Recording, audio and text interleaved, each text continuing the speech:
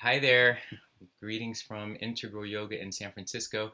I have Swami Chidananda with me again today, and I was just asking him when did he find Integral Yoga, and I wanted you to share. Well, uh, I first came in touch with Integral Yoga back in 1971. I was looking for a place to get a little exercise, and back then there weren't too many yoga centers and there weren't very many gyms. So after a long process, I ended up at the Integral Yoga Institute and found a wonderful home where I've been for the past 45 years. I was going to say I know the number because I was born in 1970. I'm So like, you're a little that's a long time. boy. Well, I'm honored to have him here with me. He's joining again so we can do the reading from The Golden Present, Daily Inspirational Readings by Sri Swami Satchidananda. And we're doing the reading for February 26th. And the topic is It Will Last a Long Time. If you get married to depend on someone, that's not real marriage. Marriage is equal sharing of life. You both go toward the goal together, helping each other. There should be assistance, not dependence. If you depend on the other person and you don't get what you're expecting, it will disturb your marriage. True marriage means you don't expect anything from the other partner. You marry someone else to give all that you can. That's the end of it. You don't need to expect anything in return, not even love. The true purpose of marriage is to give, not to ask for anything for yourself. Such a marriage is a spiritual marriage, one that is not bound by material dependency. You are together in spirit. That is what is meant by a marriage made in heaven, and it will last a long time. Jai Gurudev. Yeah, Jai Gurudev. Well, it's about marriage today. No, it's about giving. Ah. Oh, oh, and Ah. It's the okay. giving part that makes the marriage work. All right, which one did you think it was about? It's about giving. All right, well, go on. Oh, go on. Yeah, when you give, you make the other person happy, and that should be enough reward to make you happy. The fact that you're making other people happy, and if everybody went around making everybody else happy, look how happy we would all be. Oh. But how come we don't do that? We don't end up going around bringing happiness, Well, because we think we can get other things for ourselves, and that'll make us happy, including marriage. including marriage. Unfortunately, yeah, people trade in an old one to get a new one, even in marriage. Ouch. But yes, Yeah. it's true. I mean, I haven't ever been married, but I do feel like I see that. I mean, I have friends that I see who do give um, in that more spacious, loving kind of way to one another in their marriage.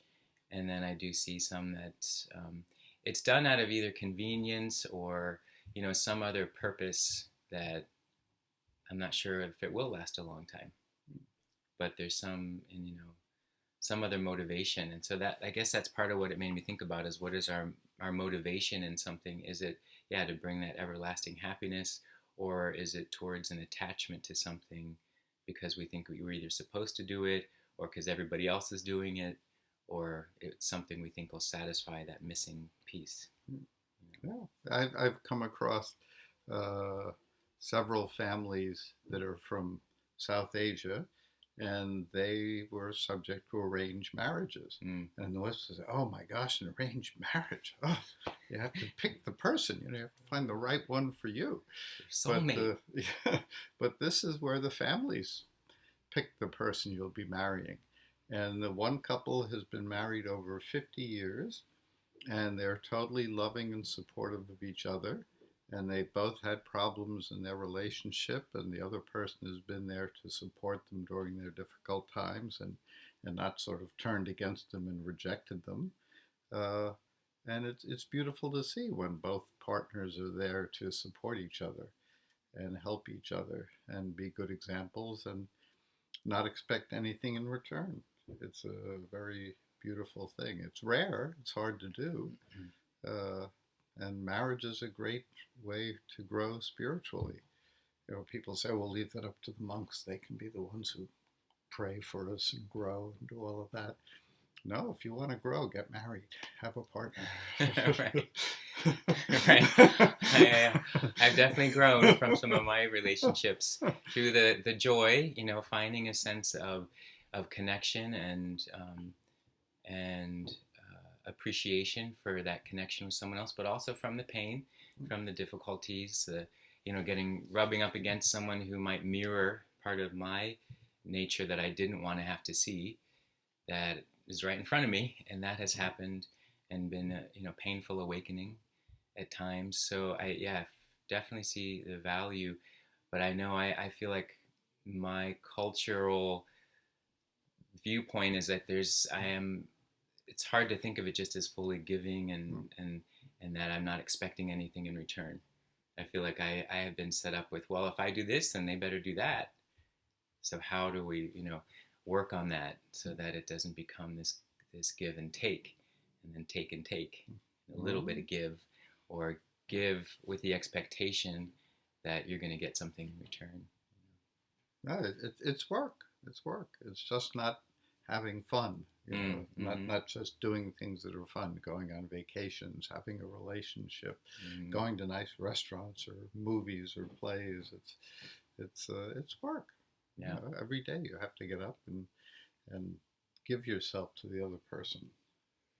That's something I was thinking about this morning, actually, is how it's this everyday practice. It's not just you do this thing and then you get a degree and you're done and you've figured it all out, but like with the spiritual practice and some other kinds of therapeutic work I've done, we talk about there being a daily reprieve.